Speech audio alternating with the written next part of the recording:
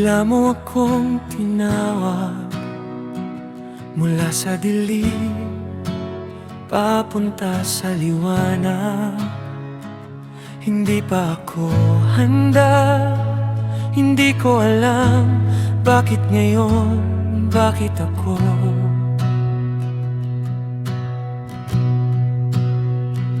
Kahapon nasa kulungan lang ako, ngayon nasa harap ng hari. Sa isang iglap ng iyong galaw, nagbago ang takbo ng buhay ko.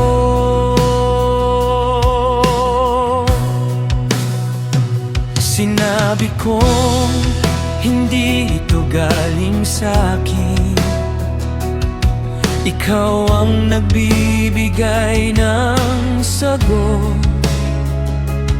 Sa gitna ng takot at kaba, ikaw ang nagsalita sa bibig ko. Ang panaginip na walang makabasa, binuksan mo sa harap nila. At sa sandali iyon, Panginoon, nakilala ka ng mundo. Kapag ikaw ang kumilos,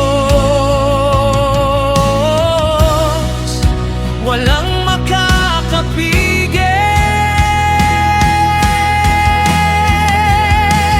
Diyos ko, ito na ba ang sagot sa mga gabing ako'y umiiyak? Sa bawat panalangin na binitiwan, ito na ba ang tugon mo? Diyos ko, ito na ba ang sagot sa mga galkong paghihintay mula sa kulungan ng kahapon, sa palasyong hawak mo ngayon? Binigyan mo ako ng posisyon na hindi ko inasahan kailanman.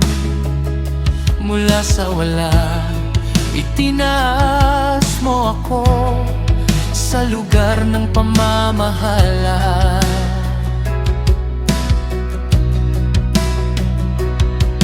Isinutang singsing sa kamay at damit na bagong pagkatao.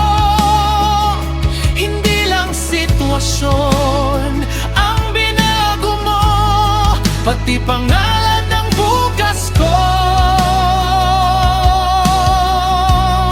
Kapag